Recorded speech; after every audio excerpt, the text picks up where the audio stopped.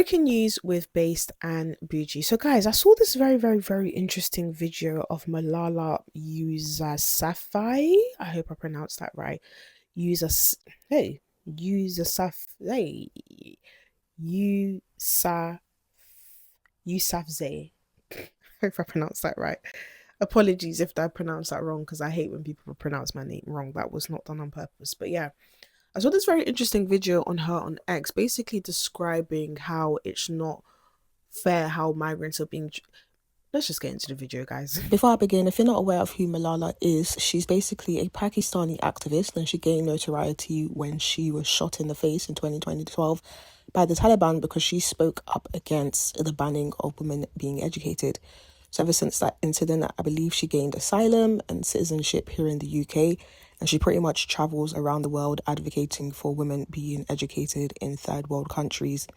And I have a lot of respect for her, because it takes a lot of courage, it takes a lot of commitment, and it takes a lot of bravery to do what she's done. What is your assessment of the country of Afghanistan now after the withdrawal of UK and US troops? Afghanistan is a country where women are living under a gender apartheid. That's what Afghan women activists are highlighting, that their voices are ignored, their demands are not heard, and they're excluded from conversations where their future is determined. And I witnessed the fall of Afghanistan when I was receiving my last surgery to recover from the Taliban bullet. I was still getting the facial nerve surgery to repair the nerve that was damaged by the Taliban bullet, to get some more facial symmetry. And I just could not imagine the pain and the horror that Afghan women and girls were going to face, and the bullets that they had taken. And we have seen, we have tested the Taliban. We know who they are for the past 4.5 years. They have proved that they do not believe in girls' education. They do not believe in women's right to work. They do not believe in women's freedom. They are going against the teachings of Islam, and they are defaming the culture as well. They are misogynists. They do not see women as equal humans. And Afghan women just simply want a life with dignity. I had a conversation with 4 Afghan girls who we are supporting through Malala Fund as part of the... Yeah, I mean, we think that what's happening to young girls in the UK under the hands of extremist religions is bad. But just imagine what's going on in the actual countries that allow these type of ideologies. Like some of the things I see, for instance, in Iran, like there was this practice where they were throwing acid at young women's faces. Like this is what you call misogyny. Like a man wanting to go 50-50 on the date is not misogyny, okay? A man getting a higher pay than you is not misogyny. This is misogyny, where women is being shot in the face because she wanted to learn, where Iranian women are being thrown acid in their face for simply being women. Like my heart goes out for my heart goes out for these women, because they are experiencing hell on earth. Like this is literally hell on earth for them. Alternative education programs. And one girl was telling me that even just picking a book in her room and reading it is a form of resistance against the Taliban for her. And then describe the work for us of the Malala Fund. And as Afghanistan was falling to the Taliban, you, like so many organisations, were trying to help people get out of Afghanistan. Yes. And you turned to the many world leaders who've wanted their photo with you or wanted you at an event in the past. Who helped you and who didn't?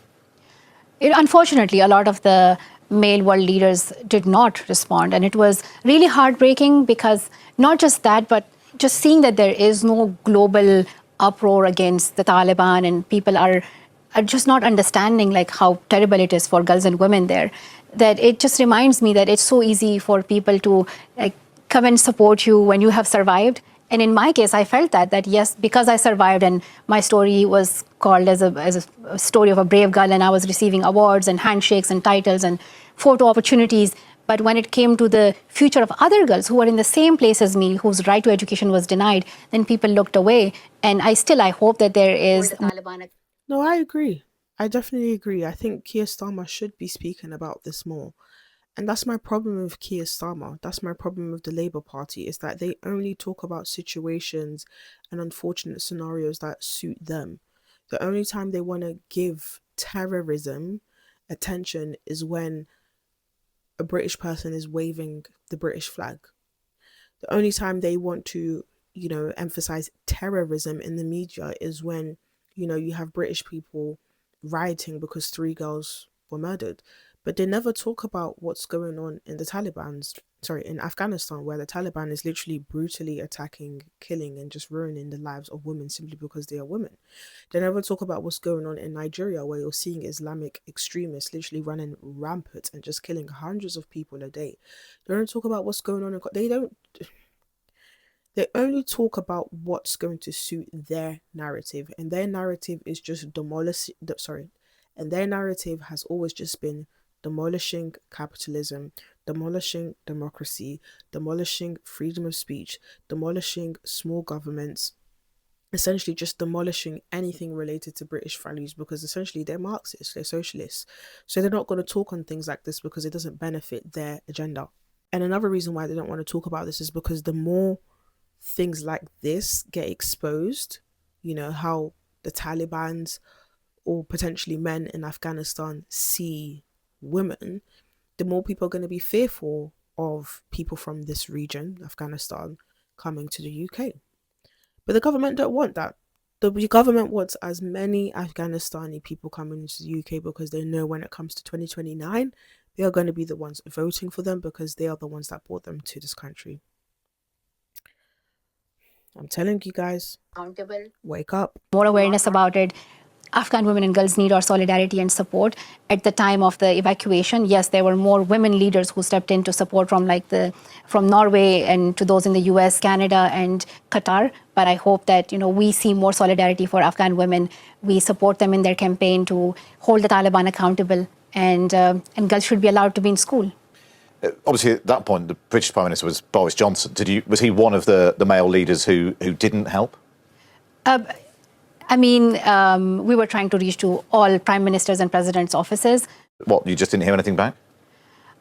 Basically, I did not hear from a lot of presidents and prime ministers, and I wished I had heard, and I wish there's still time. I can't believe in big 2025, women in certain regions are not allowed to play sports. They're not allowed to be educated. Like, what? So when I see feminist women complaining about, oh, I don't get paid enough, oh, my husband expects me to cook and clean, you have no idea how privileged your life is. What we are experiencing in the West and what we deem as misogyny is not misogyny. This is misogyny. The fact that women are not allowed to play sports, women are not allowed to go to school, what kind of world is that? I've used the word integrate. I suppose there's a lot of political debate right now about who isn't sufficiently integrated. Even talk of deporting people who have settled in the UK. As someone who has now made their home in the UK, how does that political discussion make you feel? I don't just think about myself and my family, but I think about everybody who has to leave their homes because of the terrible circumstances that they face. I want people to know that nobody wants to leave their home. If you ask anybody, who would want to pack, as much as they can and just go into a new place, a new country where they don't know the culture or the language and start a new life like this? A lot of people would leave their homes to come to the UK. I have a lot of respect for Malala, but let's be for real, a lot of people would leave. Hundreds and thousands are leaving their homes to come to the UK. Why? Because here in the UK, they get free benefits, they get free food, they get a free home, they get iPhones on the shores of the UK. They literally get a utopian. They can go out and assault and rape a child and they literally won't go to jail. 100 will leave their home. Now, are there scenarios where people are generally escaping war? Absolutely. We've seen that. We know that. I would be lying if I tried to say that didn't exist. And I think those people should get the priority. But let's not act like people are not coming here because they know the UK is the country where they can absolutely squeeze the system out. Let's not pretend. I know that may have been the case for Malala. She escaped a terrorist regime. We get it. And I believe with my whole heart that we should prioritize those people. But what I don't like when it comes to this conversation of migration is people trying to ignore the fact that people are coming to this country for the benefits. Most of these people are not escaping a war. They're not. They come in here because they want universal credit. They come in here because they want to use the gym for free. They come in here so they can collect money and go on holiday and stay in a five-star hotel in their actual country. They come in here because they know they can assault a child and not get their hands chopped off. Let's be honest, guys. Okay. is never the first choice of anybody. A lot of the refugees or the immigrants we see, they have come from extremely difficult circumstances. They are, they are escaping from wars and conflicts, and girls deserve to have a future, and girls are sometimes running away from societies where their rights are oppressed. So we need to show more empathy and more kindness. And the hatred and the marginalization that people face is really concerning. And you've talked as well about... Yeah, but it's not hatred that we are showing. It's not a lack of empathy that we are showing. The British have always been the most charitable people. I mean, look at us. We're giving billions to Ukraine. The British are the first to end slavery. The Britain has always had a history of being very, very charitable. Now, our complaint or our concern is that our charity is being taken the piss out of. And what is happening is the country is turning into something that is not Britain. It's turning into a terror state. People being stabbed on the train, women being assaulted on the streets, our police doing nothing about it, kids being slaughtered in schools.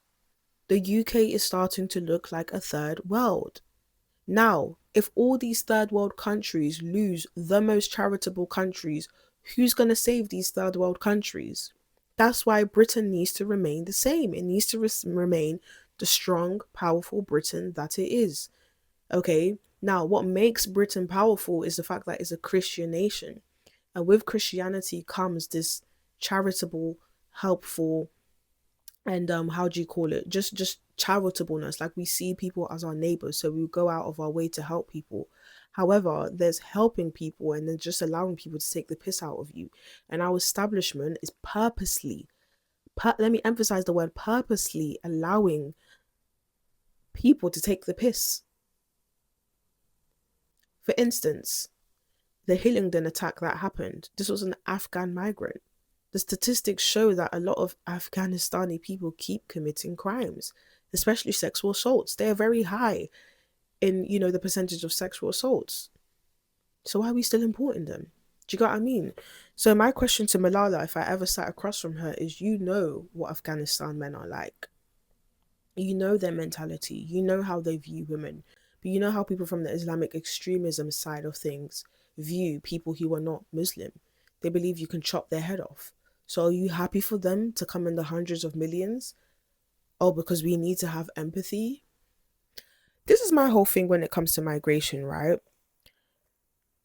There's a time and a place. There's a time when we have to be empathetic. And in this case, let's be empathetic for the people who are genuinely seeking asylum. I'm all for that. But then there's also a time to still be serious. There's also a time to still protect our borders. There's also a time to still prioritize the people, not put aside the people, but prioritize the safety that Britain has always had. Britain has always been a safe country. Let's keep that. Let's keep that. Do you understand? So when you're seeing people complaining about mass migration, it's not because we hate races or we hate religions or we hate you because you're brown and you're black. No, we just want to preserve Britishness. But how are we going to do that if we are importing cultures in the hundreds, in the thousands, in the millions that are foreign to the UK? In the next 20 years, we're going to see a complete shift in British culture. I mean, we're already seeing it now. Like, when I step outside, I don't smell British air. I smell third world, Bangladeshi, Sudanese, African, East. Like, this country has literally turned into Londonistan.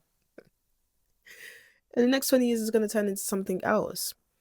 So again, it's not a thing of empathy. The British have always had empathy, have always helped people in times of need. But at the same time, we need to help ourselves too. We need to protect ourselves too. So my question to Malala is, do you think it's a good idea, knowing what you know about Afghanistan, to import hundreds of thousands of Afghanistani men into the UK? I would love to ask her that question. Because I feel like when it comes to mass migration, people love to talk about it from the very emotional and empathetic perspective, but don't talk about it from the cultural perspective, the economic perspective, the safety perspective. Let's be honest. Let's talk about it. And you've talked as well about how by trying to integrate in the UK, that actually caused problems for you in Pakistan, and you received, particularly online, quite a lot of abuse for that. I mean, like, I have always seen these hateful comments for a very, very long time, and people have, like, tried to spread different narratives, but I just, I focus on... Okay, so let's just break this scenario down, right? So she lived in Afghanistan under the Taliban regime. The Taliban regime shot her in the face and permanently deformed her face for wanting to go to school, right? The only country in the world that housed her, gave her citizenship and safety, it was not Pakistan, it was not Dubai, it was not Kuwait, but it was the UK, okay? Once again, the UK being the most charitable country in the world, but yet we're the most racist. Doesn't make sense, okay? Now she's sitting on the couch and she's saying that we need to be more empathetic for people in her situation, which we've never had a problem with. The UK has never had a problem with actually giving assistance to people who are in need. What we've had a problem with is giving assistance to people who are just here for universal credit, okay? And now she's openly sitting here and saying that people from her country, whether that's Afghanistan or the neighboring country, Pakistan, were giving her hate for integrating into British culture. So she's telling us that we need to continue to open the borders for people who are sending her hate for living in... Guys, before I bug out, I'm just going to end it here. I'm just going to end it here because I'm tired. I'm so tired. Oh, gosh. Let's put it this way. I have a lot of respect for her to go through that and to be brave and to speak out and to defend women and to do what she's doing. I have so much respect for that. It takes a lot of courage because people who go through what she's went through usually just go quiet and usually allow themselves to be silenced. And she hasn't done that, which I respect. What I'm not respecting is her being honest. All I ever want from people is to just be honest. Be honest about the fact that importing cultures that do not like British culture, because again, she openly admitted that she was receiving hate from her country and Pakistan because she integrated into British culture, meaning they do not like British culture. And now she's sitting here and saying we need to be more empathetic and allow more people in. Be honest. That's all I want from people. Be honest. If you know what it's like to live under a certain regime or a certain ideology or a certain culture, be honest about the fact that this country shouldn't turn into that culture. Okay? That's all I want. To just be honest. Anyways, guys, if you guys want to see more videos like this, do not forget to like, comment, and subscribe. Bye, guys.